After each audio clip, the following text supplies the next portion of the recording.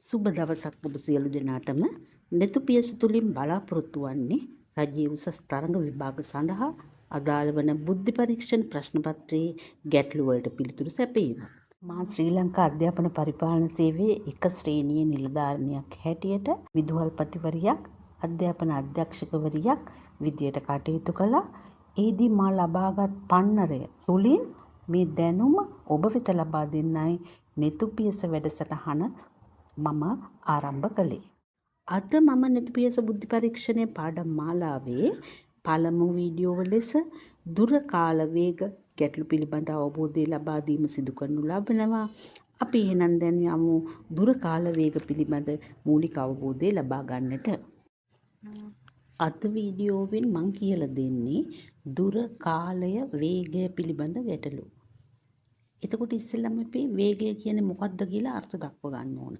වේගය සමාන වෙනවා දුර කාලයෙන් බෙදුවම. එතකොට මේ අනුව අපිට දුර සඳහා සූත්‍රයක් ගන්න පුළුවන් වේගය වැඩි කිරීම කාලය කියලා. කාලය සඳහා සූත්‍රයක් ගන්න පුළුවන් දුර බෙදීම වේගය කියලා. ඊට පස්සේ අපි බලමු මේවයි ඒකක මොනවද කියලා. ඒකක පිළිබඳ අවබෝධය ගත්තොත් වේගය සමානයි දුර බෙදීම කාලය. දුර කිලෝමීටර් වලින් කාලය පැය වලින් ගත්තොත් පැයට කිලෝමීටර් කියලා අපිට එනවා වේගය සඳහා ඒකකයක්. දුර මීටර් වලින් කාලය තත්පර වලින් ගත්තොත් අපිට ඒකක එනවා තත්පරයට මීටර් ms ඍණ 1 කියලා. එතකොට මේ දෙකත් අපි දැනගන්න ඕන. ඊළඟට අපි වේග පරිවර්තනය පිළිබඳ අධ්‍යයනය කරමු. අපිට සමහර ගණන් තියෙනවා පැයට කිලෝමීටර් මේක තත්පරයට මීටර් කරන්න ඕනේ. එතකොට පැයට කිලෝමීටර් අපි කරනකොට කිලෝමීටරයක් කියන්නේ මීටර් 1000යි පැය කියන්නේ තත්පර 60 වැඩි කිරීම විනාඩියකට තත්පර 60යි. එතකොට 60 වැඩි කිරීම 60 කියන්නේ 3600යි. 1000 3600න් බෙදුවොත් බිංදු දෙකට බිංදු දෙක කැපෙනවා. 18න් 5ක් එනවා තත්පරයට මීටර්. 18න් 5යි ms ඍණ 1.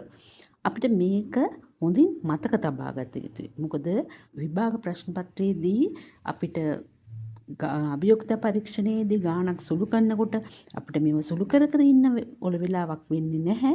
අපි මේ පැයට කිලෝමීටර් තත්පරයට මීටර් කරන්න 18න් 5න් ගුණ කරනවා කියන එක විතරක් මතක කටපාඩම් කරගත්තම හරි. ඊළඟට බලමු තත්පරයට මීටර් පැයට කිලෝමීටර් කරනකොට මේ ආකාරයටම මතක තියාගන්න පැයට කිලෝමීටර් කරනකොට 5න් 18න් ගුණ කළ යුතුයි. මේකත් හොඳට කටපාඩමින් මතක තියාගන්න. මම හිතනවා තත්පරයට මීටර් තත්පරට වැඩිය පැය වැඩි.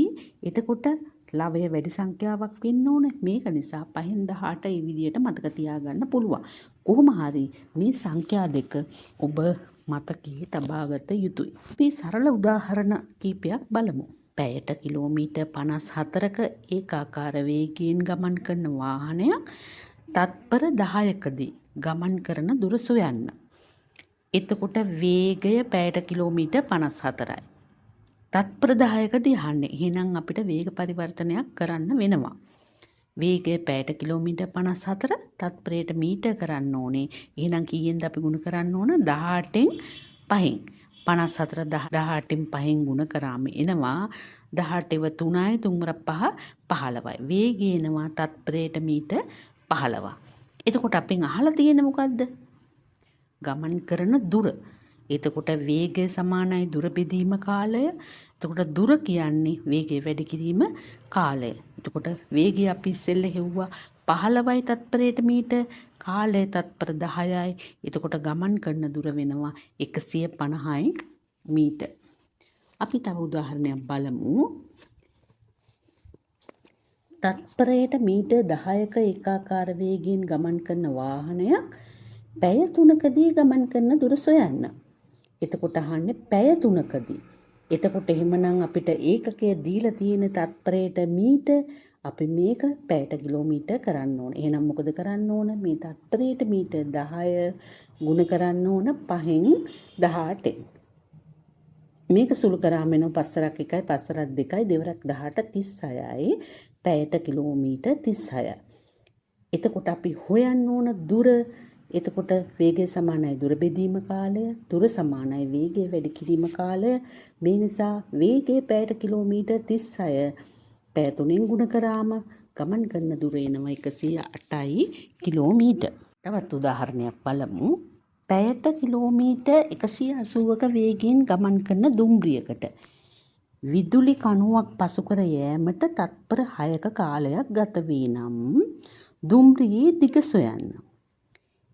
එතකොට දුම්රියේ දිග අහන්නේ දීලා තියෙන පැයට කිලෝමීටර් 180යි කියලා. එහෙනම් අපි මේක සුළු කරන්න ඕන පැයට කිලෝමීටර් තත්පරයට මීටර් කරන්න ඕන. කොහොමද? 18න් 5න් ගුණ කරා 18 1යි 18 180ට 10යි 10 වරක් 5 50යි තත්පරයට මීටර් වේගය. එතකොට වේගය සමාන වෙනවා දුර බෙදීම කාලයට, දුර සමාන වෙනවා වේගය වැඩි කිරීම කාලයට. වේගය තත්පරයට මීටර් 50යි වැඩි කරනවා කාලය තත්පර 6න් දුම්රියේ දිග මීටර් 300යි. මේ සරල උදාහරණ තුනක්. ඇත්තටම ඉතින් ඉතාමත් සරලයි. මේ පිළිබඳ අවබෝධය ලබා ගත්තට පස්සේ අපිට ප්‍රශ්න පත්‍රවල තියෙන ආකාරයේ ගැටලු වලට පිළිතුරු සපයන්න පුළුවන්. අපි බලමු එහෙම එකක්. පැයට කිලෝමීටර් 90ක වේගයෙන් ගමන් කරන දුම්රියක් මීටර් 200ක් දිග දුම්රිය බිම්ගයක් සම්පූර්ණයෙන් පසු කිරීමට තත්පර 60ක් ගත වුණි නම් දුම්රියේ දිග සොයන්න. එතකොට පැයට කිලෝමීටර් දීලා තියෙන නිසා අපි මේක ඉස්සෙල්ලම කළ යුත්තේ මොකද්ද? පැයට කිලෝමීටර් 90 තත්පරයට මීටර් කරගන්න ඕන. එහෙනම් 18න් 5න් ගුණ කරන්න ඕන. 18 90ට 5යි 5 25යි තත්පරයට මීටර් 25යි. එතකොට වේගය හරි. දැන් අපෙන් අහන්නේ මොකද්ද? දුම්රියේ දිග. එතකොට අපි වේගය සමානයි දුර බෙදීම කාලයට දාන්න ඉස්සෙල්ලා අපි දුර සඳහා මොකක්ද කියලා තේරුම් ගන්න ඕනනම් පොඩියෙන් කටසටහනක් හදාගන්න. එතකොට දුම්රියේ දිග බිම්ගේ දිග එකතු කරාම තමයි දුර එන්නේ. බිම්ගේ පසු කිරීමට නම් කියලා තියෙනවනේ. ඒකයි පසු කරනවා නම් එතකොට දුම්රියේ දිගයි දුම්රියේ බිම්ගේ දිගයි දෙකම එකතු කළ යුතුයි. එතකොට අපි දුම්රියේ දිග x කියලා ගත්තොත් දුම්රියේ දිග x ඊට පස්සේ x ධන බිම්ගේහි දිග තමයි දුරට අපි එන්නේ. එතකොට x ධන 200 බෙදීම 60 සමානයි තත්පරයක ධ්‍යාන වේගය අපි හෙව්වා තත්පරයට මීටර් 25යි. එතකොට x ධන 200 බෙදීම 60 සමානයි 25යි. x ධන 200 සමානයි 60 වැඩි කිරීම 25.